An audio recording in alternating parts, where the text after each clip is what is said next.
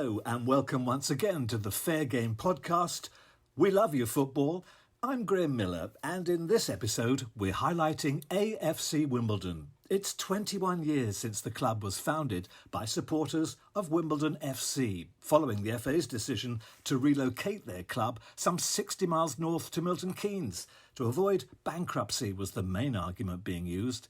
It left the vast majority of those Dons fans furious. They argued that a club planted in Buckinghamshire couldn't possibly represent the tradition and history of their southwest London origins. So the fans got together and created AFC Wimbledon, and in 2011 became the first new side in the 21st century to make it into the Football League. It's another story of fan power and guile, and shows just how important a club is to the community that it represents. In a moment, Ian Beach will be talking to Mick Pugh, Secretary to the Wimbledon Old Players Association, the former player Ian Cooke, who became one of the directors of the newly formed AFC Wimbledon board, Mark Lewis, who's part of the Dons Trust, and Niall Couper, a former member of the Trust board and a Wimbledon historian, who also, of course, is the CEO of Fair Game. So before the club chat, here's his latest Fair Game News Bulletin. Thanks, Graham. This week has been all about gearing up for the imminent launch of the Fair Game Index. The index will be the most comprehensive study of clubs in the top part of the English football pyramid ever conducted. The top 92 ranked across over 50 criteria. Meanwhile, there was great news this week from the FSA conference. Sports Minister Stuart Andrew has promised that any club threatening to join a closed league, such as the EFL, will be stripped of their licence. But perhaps more importantly, he also said that a new football bill will be in the King's Speech this autumn, and crucially, it will be one of the first bills to be introduced. That means that we're firmly on course for a new independent regulator to be in place at the start of the 24-25 season. Change is on its way.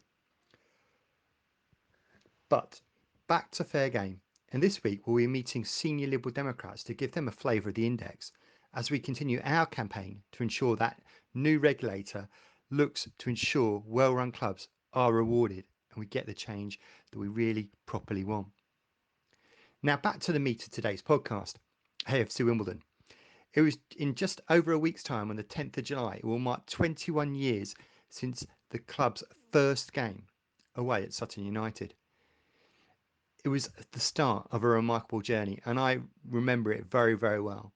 But for me, it just shows how important football is to the community and why we need a change in culture to give football back to the fans and to the owners and to really show that it can make a difference.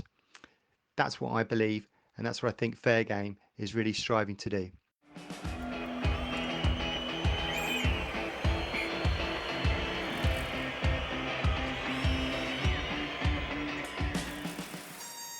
So we have Mick, Ian, Niall and Mark all gathered around the microphones with me here at the Cherry Red Records Stadium. Niall, why don't you explain to us the situation and the circumstances that led to AFC Wimbledon coming into being? Yeah, sure. So we go back to August 2001, and at the time the club was supposedly losing loads of money every week, and on the 1st of August fans had a letter drop on their doormat from the chairman at the time, and there's certain songs that mean it's very difficult to say his name without saying anything rude. That basically said that the only option that we had was to move the club to Milton Keynes, and this was a fantastic opportunity and a unique solution to a unique problem, which is the quote that was used at the time. So obviously for us that just sent the fans into complete despair, and we were starting from nowhere really. It was a surprise to so many of us, so we kind of rallied as quickly as we could.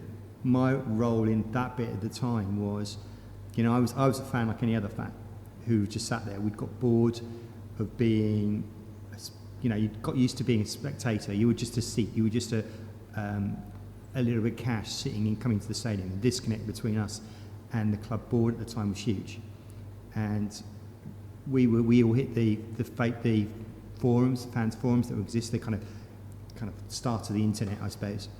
And I, at the time, was a journalist at The Independent, sports journalist. And my response was to basically say, well, we need to counter the narrative. We need to change what's going on. And we set an alternative matchday program. We proposed, some 14-year-old kid just said, why don't we do our own alternative matchday program? And was that you, Mark? No. But I hasten to add, we didn't know he was 14 at the time. We decided as a group, having had an internet discussion, that we'd meet in a pub in Wimbledon. And then he had to point out to us that he couldn't meet in this bar in Wimbledon because he was only 14. And the other thing with that is the people that said yes to setting this alternative matchday program, which is what we did, nobody knew, none of us knew each other. So there was no connection. I didn't know Mark, who would become the person who sold the programs around the outside the ground.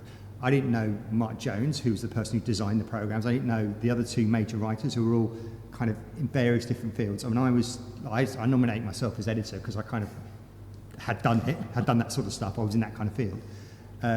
So we all gathered, and then we got this other bloke called Richard Pope, who just said, I'll give you 2,000 quid to do this. He didn't know us either, just to sell these programs. So we were like, we're doing, I suppose I'm going to get into trouble now, bootleg copies of Quark Express coming around to design the program, right? That's what we were doing. So that's how our reaction was. But there were so many different things happening. And the first time we sold Yellow and Blue, the club said, whatever you do not buy the unofficial program that's circulating around the ground. This is not official, don't buy it. So obviously, naturally, we sold out, and it ended out that the program would sell, and we know this from the club staff that were working, we sold 3 programs to every one the official club was selling for that whole season. And it was a 48-page to 64-page full-colour thing with columnists from Rodney Marsh, Jonathan Pearce were writing columns for us. We had player interviews with Ian Cooke in there.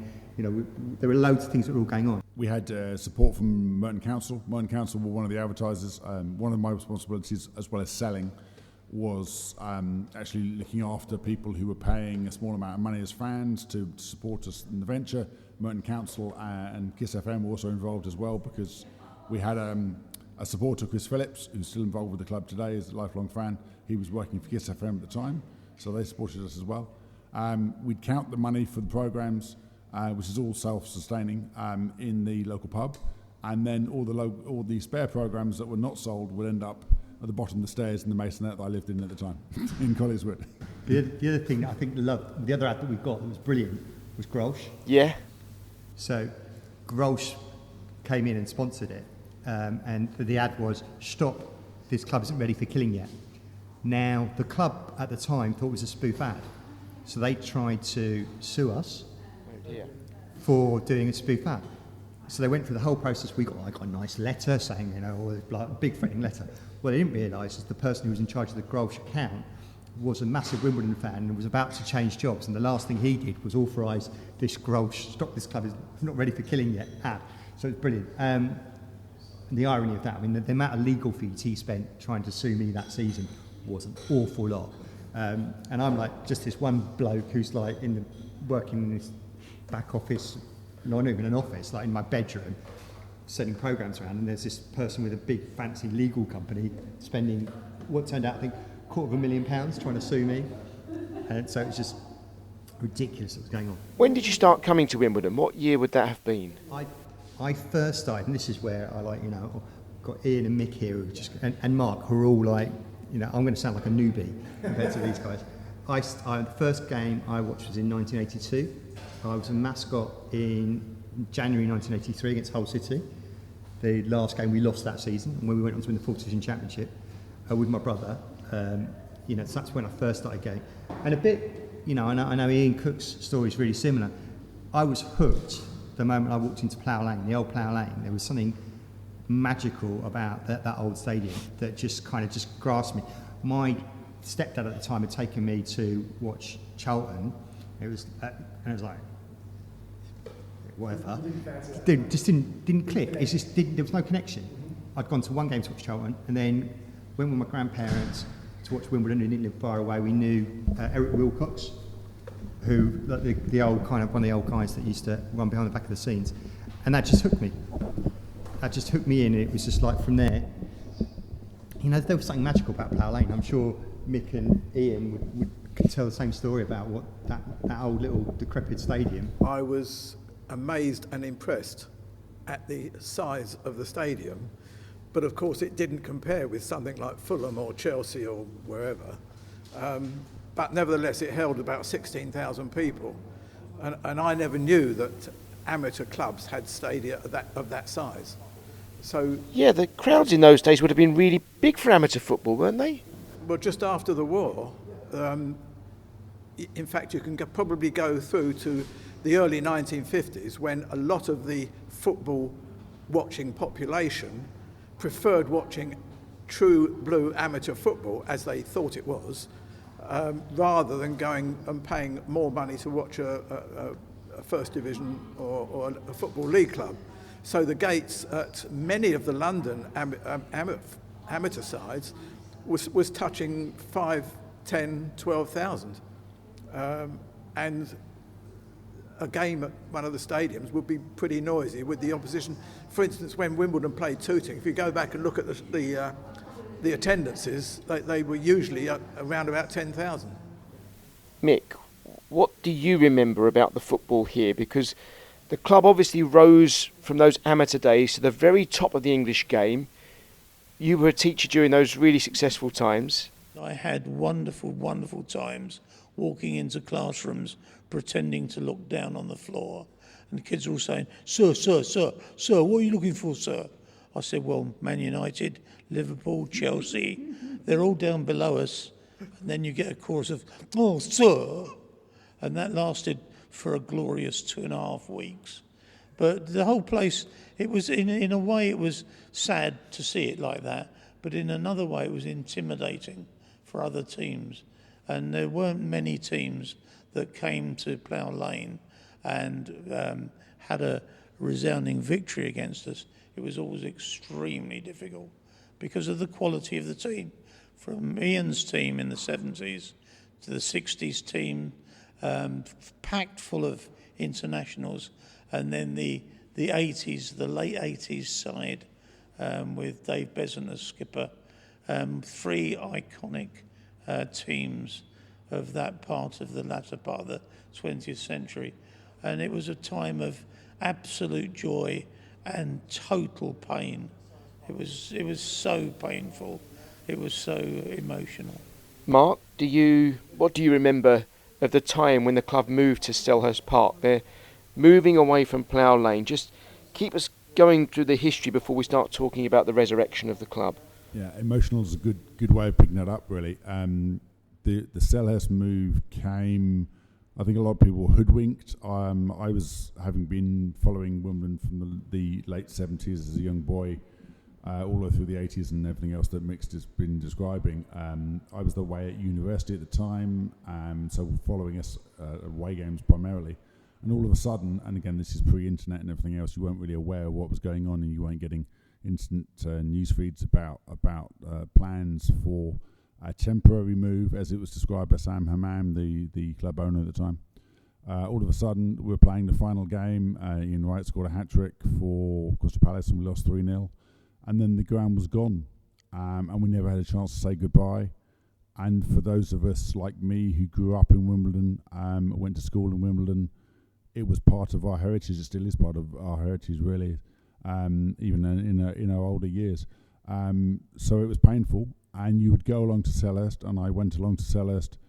I can remember going to a game in August of 1992. Would have been my birthday, because my birthday's in mid-August. And I went along with my girlfriend at the time. She's now my wife, and we've been going for years. That's what you do. You go to football. But Selhurst was a very strange experience. It was never our ground. It was never something we felt comfortable with. The club shop had a few yellow and blue things that they'd clearly been told to put there on the match day, but the rest of the time they had Palace stuff there because it was Palace's ground. We never felt comfortable there. We never wanted to be there. A lot of people as fans never ever went there and never ever wanted to be there, and then only returned either when we came back to Kings Meadow after everything, or when we came back here to Plough Lane. But it was never really our ground, and even the successes we had there were few and far between. when you talk about Selhurst Park, I remember I was working for Capital Gold at the time as a reporter. I was at Selhurst Park for the first home game after the announcement that Milton Keynes was going to be the move. We were outside protesting. But as I remember it, that programme, it was almost a fait accompli. There was a picture on the front cover, I think, of, was it Terry Burton, who was the manager at the time, the chairman, and they were holding up a shirt that said MK, and that was it. The decision seemed to have been made. In that last season, when we were still playing at Selhurst as Wimbledon, before the announcement, Terry Burton was still there. The thing with that programme is, at that point, we'd all kind of decided that the connection between the club and the fans had gone. Right, so people weren't paying particular attention to the programme, which is totally why Yellow and Blue, which is the alternative programme, was born, because there was a void. And that programme was called Pravda by the fans, right? Because it was just like the nonsense that was coming out of it was not being challenged. And so we had to challenge it. So we were like, all the kind of ideas about how do you look for on the ground. So we were like, well, actually, here are the alternatives. Had you looked for the commercial benefits of moving back home, what would it mean? So we had this big stuff about Charlton, who'd done the same as what we did. So there was all this kind of analysis. We had all these other fans talking about what was going on. We had politicians backing. It was discussed in the House of Commons. You know, the Yellow and Blue was mentioned and all that sort of stuff, because it was the narrative had just been completely taken away from us, and we would just had to change that. I look back at it and go, I suppose at the start of that season, maybe 10% were in favour of the move, 40% were probably opposed, and there was this huge ambivalent bit in the middle who hadn't really got themselves, didn't know what was going on. And by the end of the season, we had this turn your back to the ground, we all wore yellow T-shirts, and it said back to Plough Lane on the back of it. And at a certain time, I can't remember, there was a certain minute or whatever, and it was just signalled, and you can see pictures of that, and it's the whole of the home end, all with their backs to the ground, backs to the play. And that just said, at that point in my mind, that like 95, 98% of the fan base had just said, right, enough's enough. What's happening here just shouldn't ever happen again. And that was just absolutely transformational. So I think that was the power of the kind of programme and the kind of the noise that Wimbledon Independent Sports Association were doing at the time. And that just made such a difference. And I think the other thing, having Ian here, is that the history was something that was really important, and we felt that had been cut.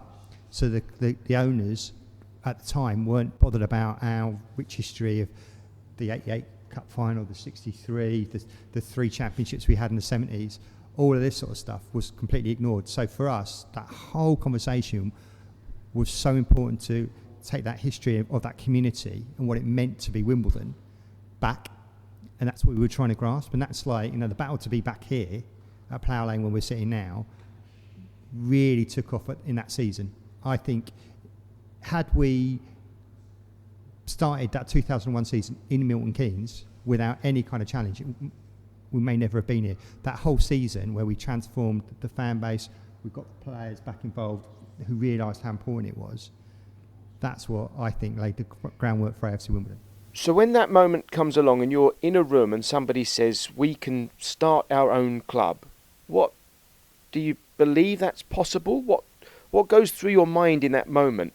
It's probably a really exciting thing for someone to say. You think, okay, we can really stick it to these people. We can take control. We can do this. Wimbledon's been risen through the divisions. All we've got to do is build a club that starts at the bottom, and we can do it again. That's something that's going to excite a lot of people, I'm sure. But there's no blueprint for doing that. How do you even begin? Even though someone has said that, where do you start? Because there's no blueprint, nobody knows where to start. I mean, just a quick personal anecdote. When the decision was made, various people were physically at the FA in Soho Square. I was overseas in Germany, and I got a text from a friend of mine saying, "Have you heard we've lost?" And that was enough. That's what I needed to know. And I was the only one that understood what that meant. I was working overseas on an event at that time, and I found a grassy bank to have some personal time, and I started crying. And I was 31 and a grown man, and apart from personal tragedies and everything else, well, this was a personal tragedy to me. So to answer the question as to where you start, I remember then getting a phone call a couple of days later from my wife, who'd been to the open meeting at Wimbledon Community Centre, which is sadly not there anymore, where Chris Stewart stood up and, as at the time the head of the Wimbledon Independent Supporters Association, and said, "Look, I'm fed up of campaigning and continue to campaign and protest. I just want to watch some football." And that, I guess, was the root of all of it, because there were hundreds of people in that room. I wasn't in that room. I was overseas, as I say. But my wife was there, and I remember telling me this on the phone, and I thought, really? But then I thought, well, why not? If people believe this, and then people were being asked to pay £200. It's like, what are we paying £200 for? Well, we're paying £200 for a season ticket. Why are we paying £200 for a season ticket? And then before you know it, I'm running around the M25 on a Monday night to go to some random pre-season game, and at this point we'd lost 9 pre-season games in a row against the likes of Walton and Hersham and clubs that Mick and Ian will be very familiar with, and we beat this team, whoever they were, 3-2 in a pre-season friendly, and guess what happened? I started crying again. Because my club was back, and it wasn't my club. I've still got the T-shirt at home. It's a yellow T-shirt which had all the pre-season fixtures listed on it, and it says I was there. And even now, while I'm telling you this story, I'm getting goosebumps about it, because it mattered. It matters still. It still does matter. It always will matter. We as fans wanted to do it. We had the support of wonderful people like Mick from the background, and wonderful former players like Ian as well. And we had the support of the football community, who realised how much that we as the Wimbledon fans had been mistreated. Let me add to bits that. So when we talk about how do we get start again, what I think a lot of people, owners of football clubs, have forgotten is who is in your support base. You know, who are the fans that are actually involved? Who are the people that passionately care about it? So, you know, I mean, I look back on it, when you ask the question, like, do you even think it was possible? Do you know what? That never even went through my brain, because it was all too emotional at the time. There wasn't a point, you know, the decision by the FA came on the 28th of May. We started AFC Wimbledon on the 30th of May. Right, so there was a little bit of conversations going on in the background on the 29th, and I was a fay to a couple of those, and I was down at with the core bunch. You know, there must have been about 10, 12 of us in either Heller's factory on the 30th or whatever, doing all the phone calls, doing all that sort of stuff. You know, I remember being in the room when we were talking about how do we choose the name, what name should we have. You know, there's the London FA form. I was there because I lived quite close to the London FA at the time. And we were going through that conversation. It was like, well, what should we put? You know, the two big things was like the name. We went for a whole range of stuff. Real, Wimbledon Town, all this sort of stuff was all being mooted. And we just said, right, AFC Wimbledon. Like, for me, I always thought that as a fans club Wimbledon. That's how I saw it. And the next bit underneath was year formed. Right?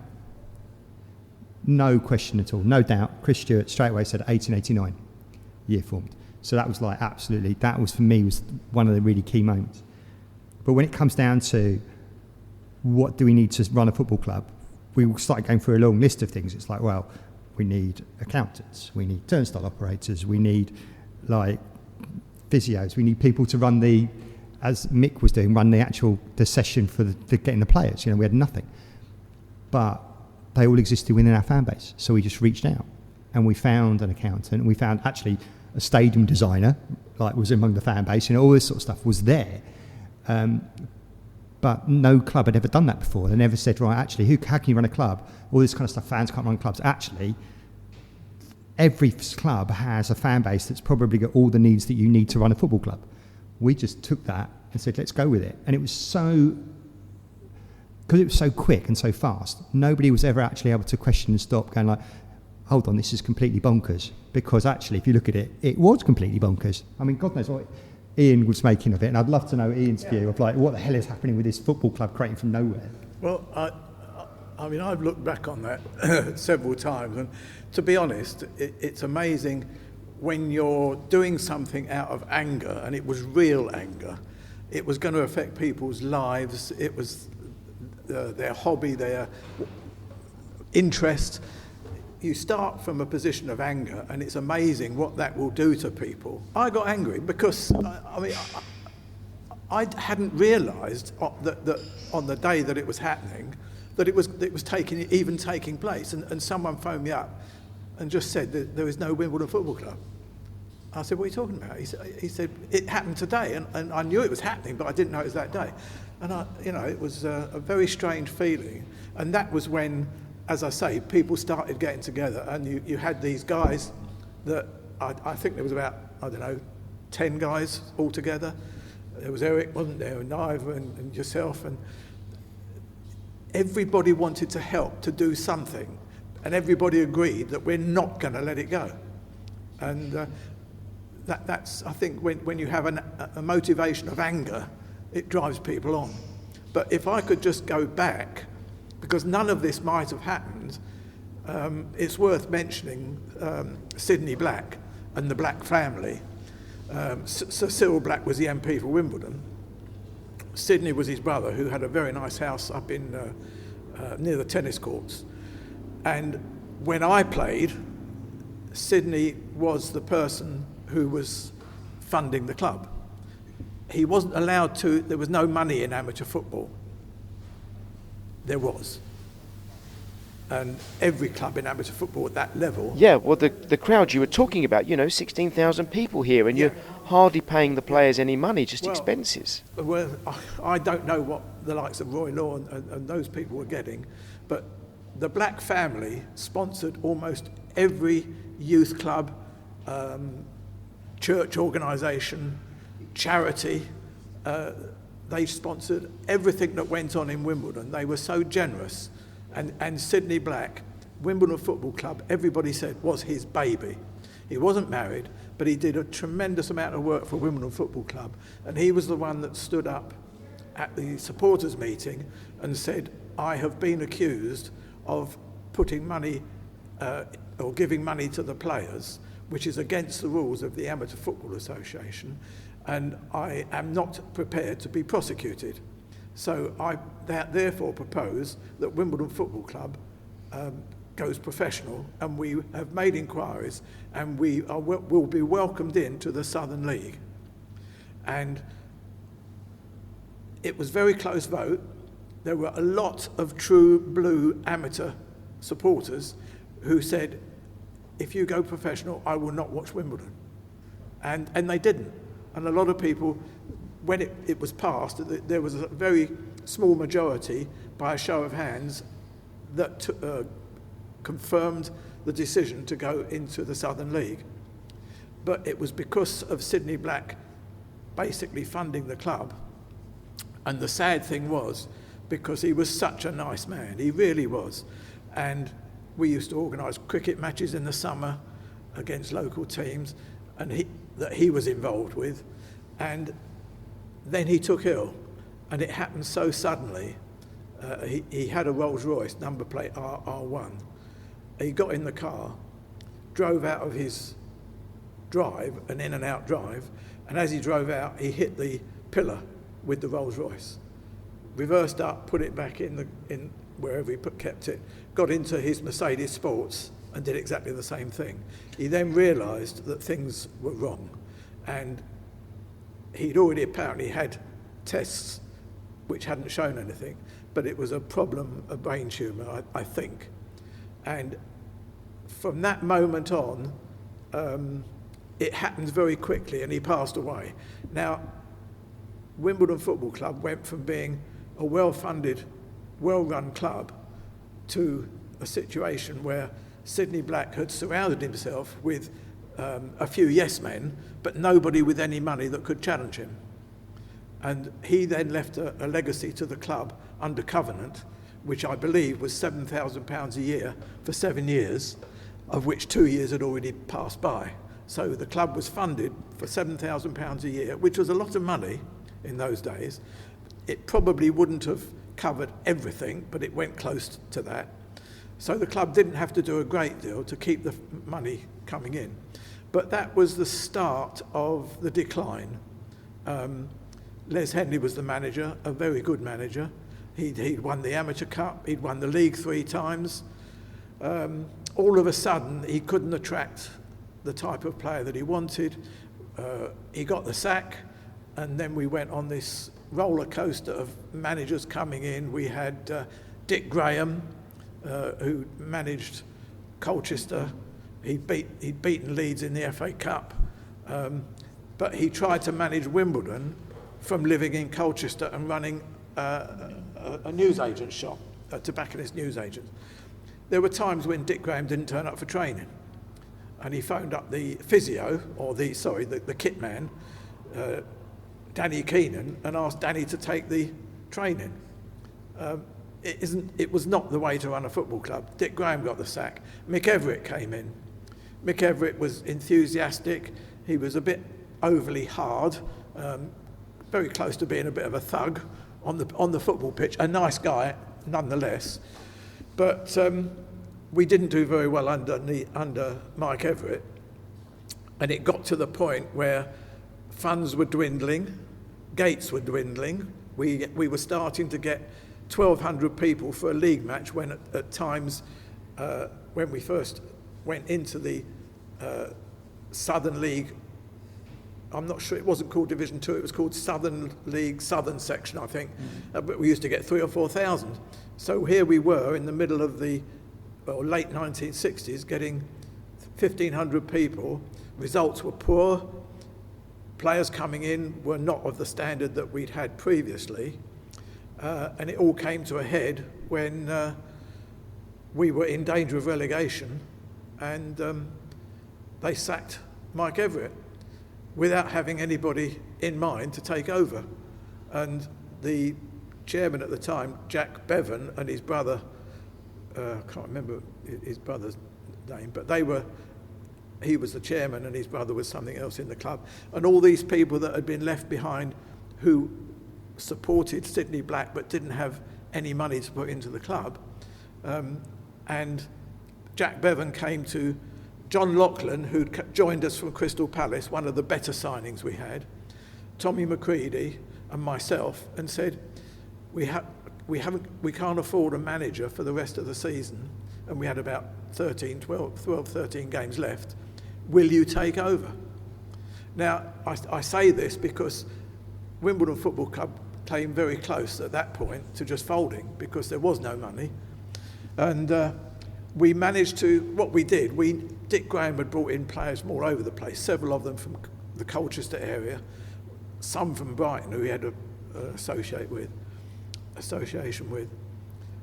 Some of those players didn't give a hoot about Wimbledon Football Club. We knew that, but you couldn't go to Dick and say, look, the blokes you brought in aren't much good. And so we put up with it, and it wasn't very good at all.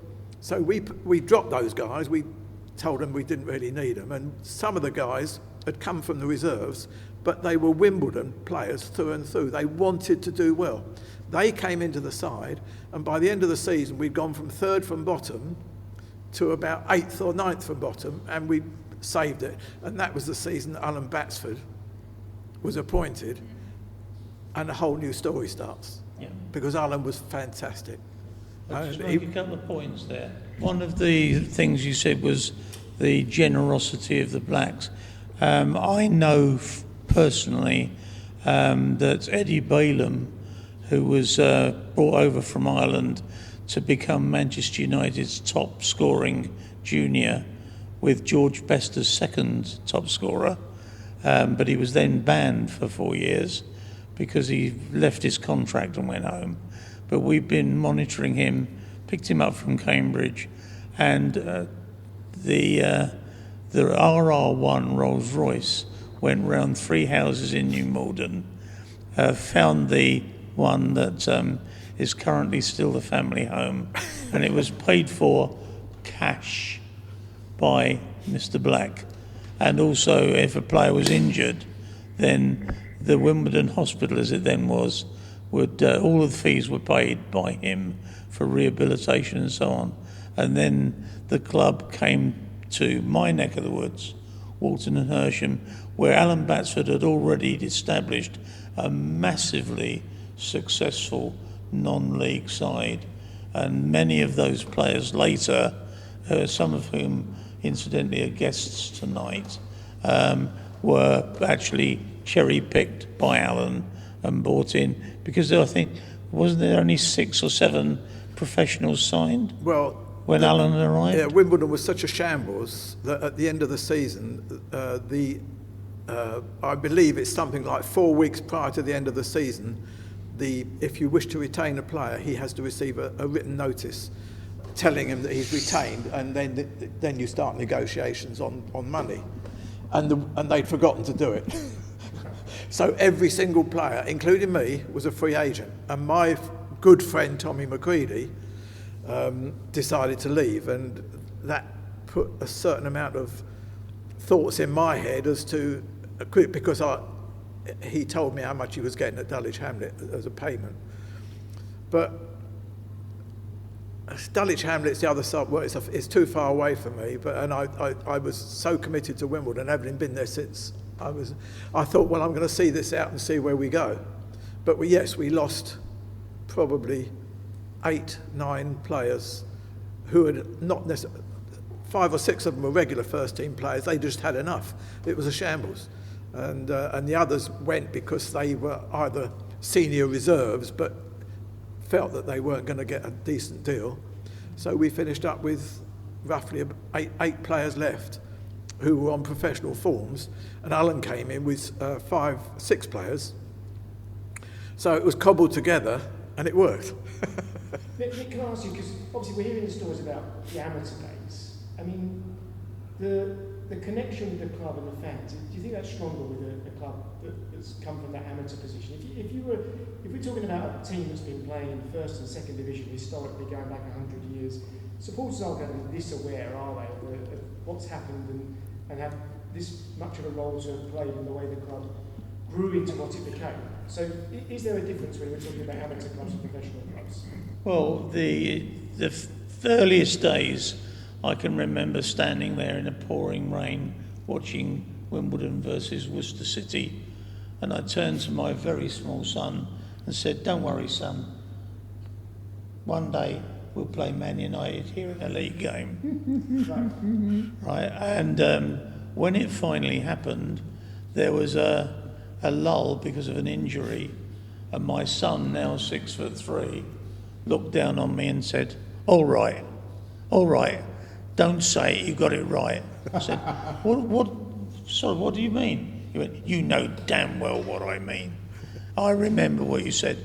I got him that original poster, Wimbledon versus Man United at Plough Lane, and I had that logo put on it. One day, son, we'll play Man United here in a league game, and signed it, and that's engraved on the bottom. Now, that means we're very fond of hearing the word journey. We've been on a journey. Now, we were playing in amateur games up in Spennymoor, County Durham, or sort of rough dives near here, or local derbies, which were also called punch-ups, with people like Tooting and Mitcham. And we couldn't believe all of a sudden we were playing teams like Manchester United, Liverpool. There's a little known team in southwest London called Chelsea, and so on. But all of those games, that was the pinnacle, one thinks. And then all of a sudden, we had nothing, but did we? We actually went to some wonderful places where you'd go to a little village green, and even the first game at Sandhurst, I'll give you one, this is comedy you can't write. The manager of Sandhurst Town, which is based on officer training for the military, he came over and found me and he said, "Oh, you're Mick, aren't you? Now listen here. We normally get 67 people and a dog. The dog has never left early."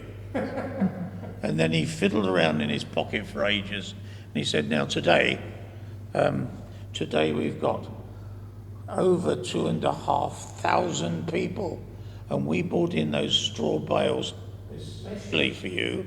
Can you come back next week?"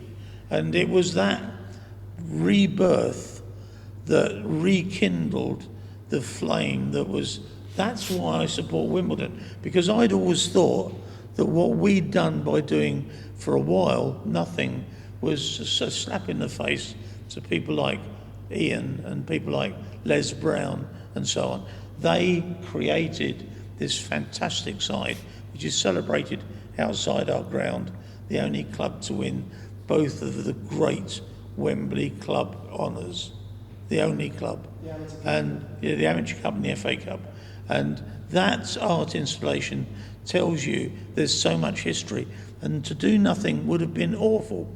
But thanks to the guys who recreated it, everybody who weighed in, and people like my dear late friend Dennis Lowndes, his wife used to wash the kit every single week and then iron it. And these are unsung heroes behind the scenes. They never talk about what they've done. They actually just get on and do it. And that climb back in 9 years, culminating in the Etihad and winning with penalties, that was a justification. It was everything that we'd worked for by saying, you've done us wrong. And when Graham Kelly was met on Manchester Piccadilly Station by a friend of mine who's a very senior executive of a major authority, he said, yes, well, how do you feel now? He said, there's a lot of people back at the FA headquarters with egg round their faces, but you were in charge. Why did you allow it to set up an illegal 2-1? You know damn well which way they were going to vote. And he said, it was, and he was stuttering away. It was taken out of my hands. But you were the chief executive. And that ended that conversation. And, the rest is history. We're now in the Football League. I'm hoping we stay there because that's where we belong. We've earned it. And it's the passion and the anger. Ian talked about the anger. The anger drove people on to do more and more and say, you're not doing that to me. We will get you back and we will prove it. My friend has not in the best interests of football tattooed on his arm, my friend Nick. And that's one of the cheap little phrases that the FA trotted out to try and justify their stupidity. And they broke their own rules. They said Milton Keynes, Milton Keynes deserves a football team, etc., etc., and the rest of the sentences of that stature. Milton Keynes City could have started at level 9, but no, they had to have piloted in a Premiership club, and it was all because of this. And what's not known by everybody is that when Ron Nodes, another name that sticks in my throat, Ron Nodes took over at Wimbledon, he put his friend in charge of Milton Keynes City, and that friend was called Sam Hammam. And as soon as Ron Nodes sold Wimbledon and went off down the M4 to try and wreck Cardiff City, Sam Hammam was invited, not by me incidentally, to come in and do his poisonous stuff at Plough Lane. Anger. Does that give you goosebumps when you hear those stories? Is that what was driving you on, the restarting, rebuilding, rebirthing of the club?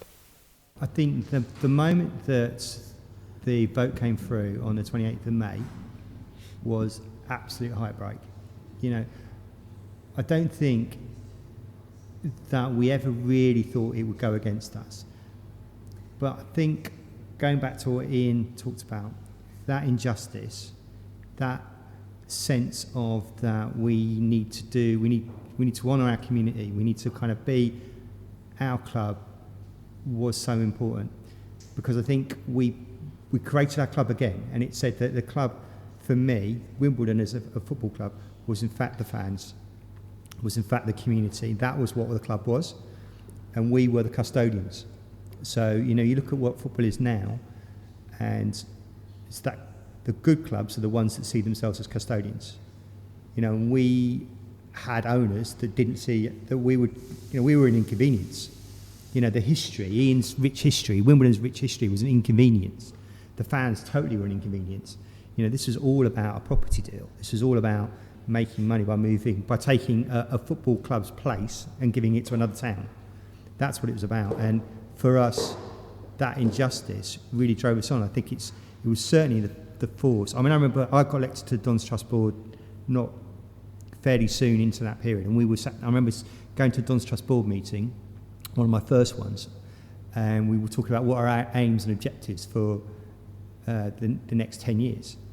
And the top one was, we're going to be back in the Football League in 10 years' time. We were a combined counties league, step 9, a million miles away from that. We were playing on park pitches with standing on straw bales, giving free cheese rolls, immersed them. It was fantastic. But we were a million miles away from the Football League.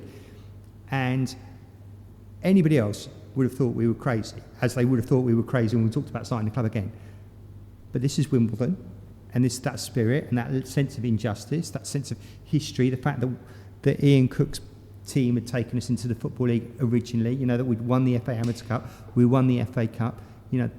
Football has this ability to take you to places you never thought were possible.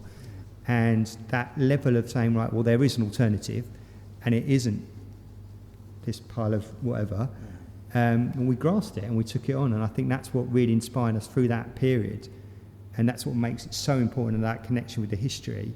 That's probably the reason we're back here at Plough Lane. The fact that I take so much pride that we are now one Dave Besant kick away from where the old stadium was, and that every blade of grass out there is through the blood and sweat and tears of fans, and that every brick in this stadium and at the bar that we're in, this is all fans. This is all the kind of community. This is all the commitment. This is all saying, right, there is an alternative way of football and how it can operate, and this is it. And that's because of the blood, passion, history of the journey that we've been on. I can't imagine what those 3 Football League FA members on that panel, they couldn't have even thought what would happen about Wimbledon Football Club as it was and the fans. What did they think would happen? Everybody was just going to drift away and forget it, and it would all be buried and go off to Milton Keynes, give them all the trophies and things like that.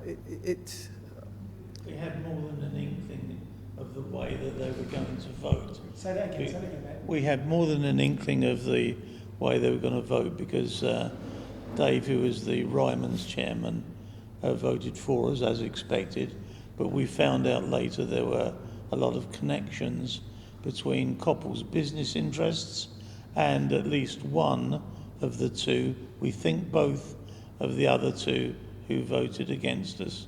And therefore it was a little bit like Henry Cooper said about boxing in Italy. You have to knock a man out to get a draw. And the fact remains, it was never ever a level playing field. Yeah. We were already stitched up, and there was no precedent for setting up a 3-man tribunal. Everybody amongst us knew exactly how they were going to vote, but we didn't dare listen to when it was actually announced, because it was too horrible. And that's when the anger energized so many people. And it's like there are some things in life you have no control over. Things happen to you, like poor health or a bereavement. You can do nothing about them, but this you can, and we did. I've got one thing I'd like to finish with. Is there anything else you'd like to... I'd just like to say that the reason for mentioning Sidney Black was to suggest what might have happened to Wimbledon Football Club had his untimely death not happened at that in 72, yes, somewhere around 70, something like that. Because it was his baby, and he wouldn't see anything done against Wimbledon Football Club.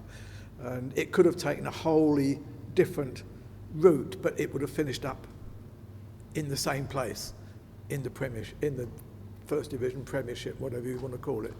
It's like what Ryan Reynolds is likely to be doing if he stays true to his word at Wrexham. But he was a true philanthropist with football at heart. The vast majority of people that have been involved with us as so-called owners have been people who are after one thing, and that is massive profit after asset stripping, because it's flat land, it's incredibly easy to knock down, and it's very close to centres of urban population. That's the most important thing. And bear in mind that all cities have grown from the centre outwards, and as they've grown outwards, what was an outer city club like Wimbledon, this was farmland in the late 19th century. But by the time these money men come along, it's actually near the centre of population, and it's about profit and profit alone. But the Blacks were nothing to do with that. I could pick up on that. I mean, the thing with it now is that the modern sustainable football club is one that has to look at being embedded in its community and taking that passion and the passion that we've got here at this club to be able to actually thrive. Because when you have an owner coming in, there's always the risk about what happens if they die, what happens if they move away, you know, that or if they just get bored, then what are you left with? So you need to be in a situation where your club can survive week by week, and that means actually giving a toss about your fan base, giving a toss about your history, giving a toss about your community, because that's what keeps you secure, and that's the reason we're back where we are, because we didn't take that. We thought, right, well, actually there's an alternative way of doing it, because otherwise you're always going to be at risk, and that's kind of what happened with Herman. You know, we had some wonderful times under Herman in terms of results, but ultimately he sold us down the river. You know, we kind of ended up in a kind of whole messy situation that was horrible, if I'm being honest.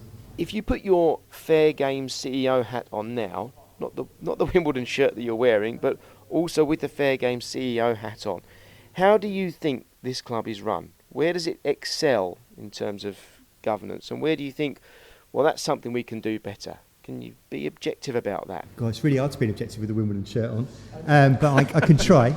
I mean, I think, where does this club excel?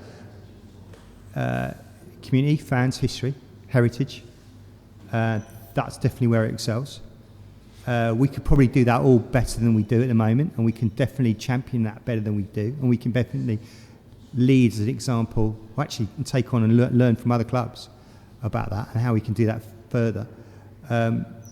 Where do we falter?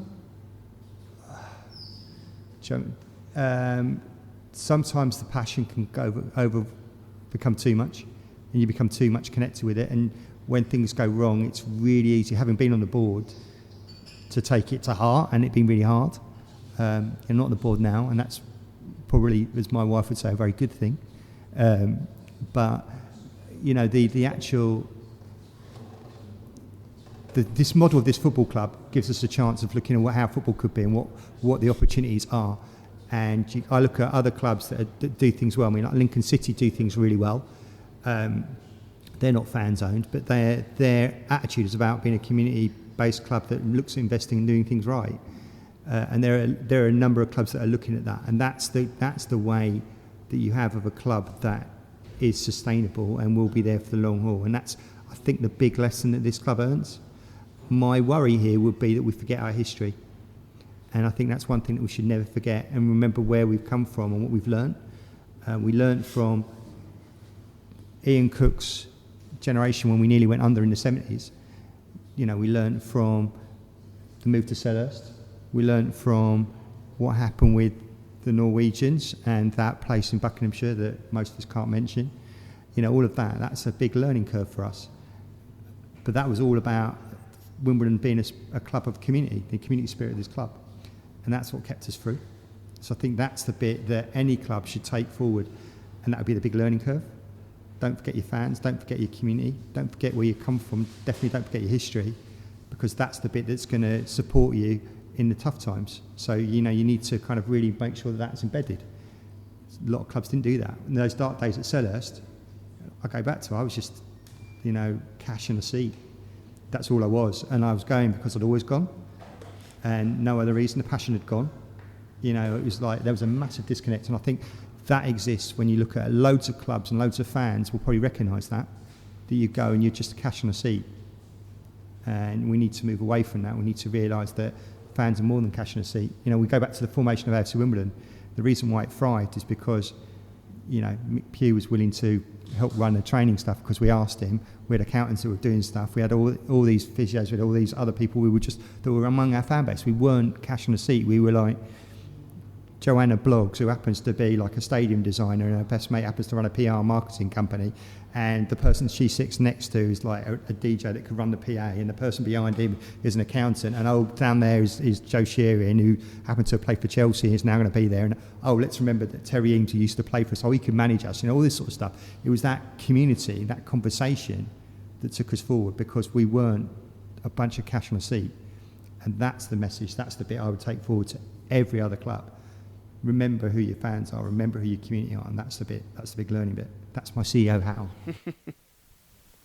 Okay, well look, eager listeners, people who've been listening really closely, probably will have heard some noise in the background because we're recording this in a bar. We're here inside the club. Money has been passing over the bar. It's been going into the club's coffers. There's a kind of ongoing business that happens here on this site now. We've got the new stadium that's been here for, is it 3 years now? 2 years? 3 years? And it's the first time I've come here. It's newly built. There are flats on the site. There are other things going on. You can see that this is a site that's generating money. It's part of the club.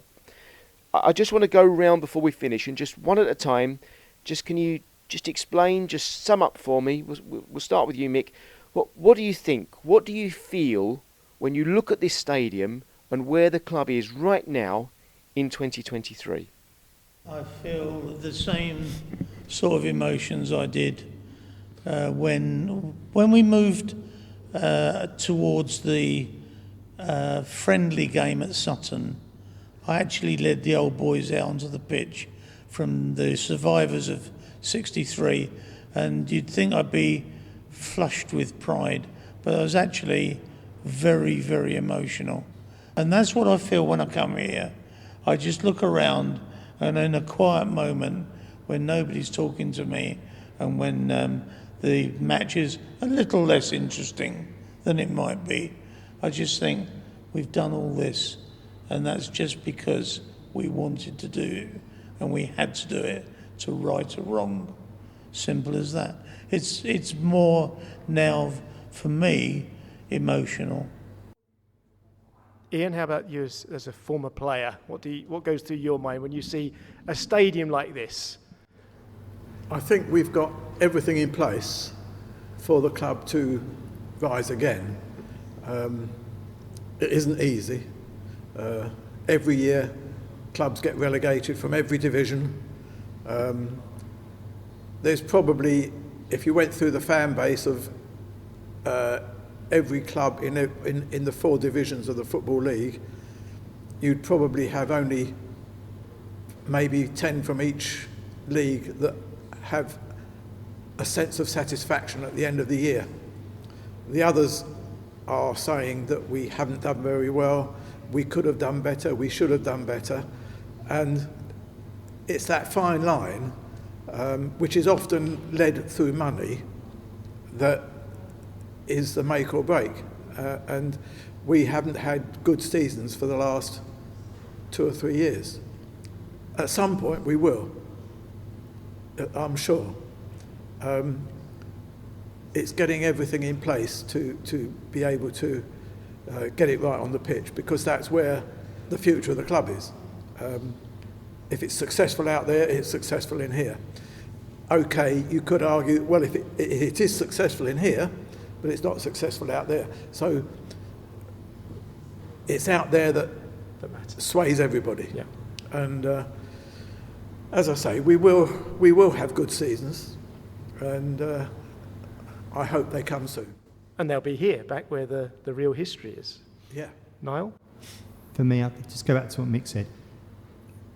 21 years ago, almost to the day, the 10th of July, was our first pre-season game against Sutton United.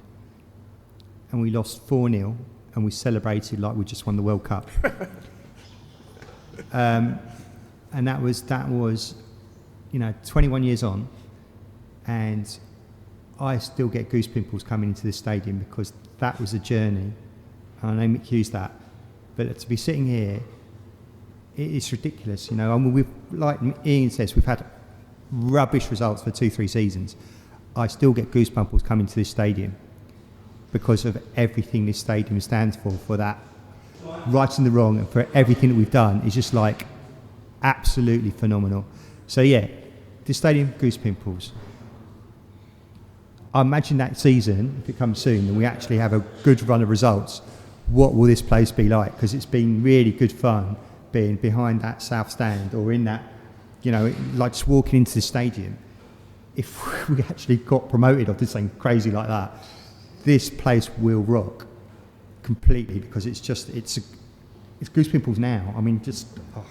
I think you're going to get that feeling when we play Wrexham, because they're going to bring a hell of a lot of people and there's going to be a lot of interest. So it might be the first time we fill the place out. That will be a buzzy stadium, buzzy moment, I think. And that's our first home game of the new season, so it'll be really interesting. Yeah, Mark, to finish it off. For me, it's about pride and it's about legacy.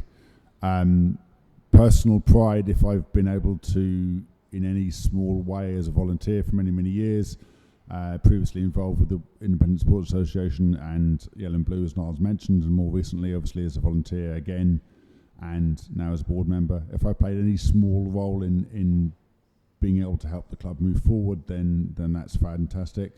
But I'm a Wimbledon boy, born and bred in Wimbledon, who was taken as a 7-year-old to stand on the West Bank just in front of the T-bar that Mick talked about earlier on, and how I learnt what things smell like and what the Anglo-Saxon vocabulary is and so on and so forth. That's part of my heritage, and it always will be. And that legacy lives on. I'm fortunate enough that my family all come to the game. My father and my sister have been to some games, even though I live far away, and my son and my daughter and my wife still come to games now, and they always will be Wimbledon fans. So I've indoctrinated them in that regard. But also I see many, many people who were, in days of yore, pupils of Mick's, as I was, at a Wimbledon school. He taught you geography. Ago. He taught me geography, yes. And many of those pupils, including former coaches of Wimbledon, have all now themselves got their own children, and therefore that lives on. So we have, together as a fan base, built this stadium, and we live with the legacy of working out the finances of being able to pay for it and deal with that. But we've also now living in a relatively affluent area between Wimbledon and Earlsfield, and a whole new generation of supporters to bring in, a whole new relatively affluent generation of people interested in sport in general in around the London area, who are prepared to give the local football team a go the way in which my parents did in the late 70s and brought me along to shut a 7-year-old up. So if we can do that and bring in all those new 7-year-olds and their parents and the opportunities that are there, with the professional setup we've now got behind the scenes, which will help us, you would hope, to get that positive result on a Saturday afternoon and a Tuesday night, then that is all a recipe for success, and it really will get the place rocking on and off the pitch, which is something we all look forward to.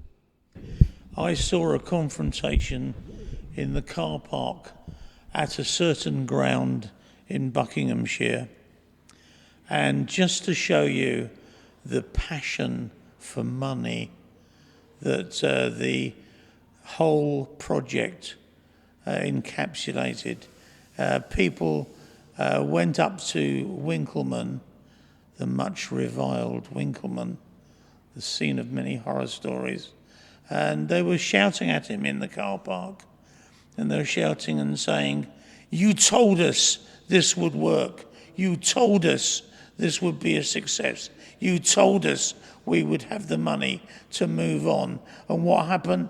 We've been relegated to Division 2 alongside Wimbledon. You told us, and you've let us down. And I've left out all of the rude words beginning with F and C and one beginning with Z, which I've never been able to work out. Mick, Pugh, thank you very much. Thank you, everybody else. Ian Cooke, Niall Couper and Mark Lewis. It's been brilliant to hear the emotional story of AFC Wimbledon over the last few years. And I'll hand back to Graham. Thanks, Ian. A fascinating conversation and a real example of just how creative and powerful true fan power is. And it was recorded in a bar inside the club's ground at the new Plough Lane, a name that will always be associated with the original Wimbledon Football Club. I'm Graham Miller. Thank you for listening. And until the next edition of We Love You Football, it's goodbye for now.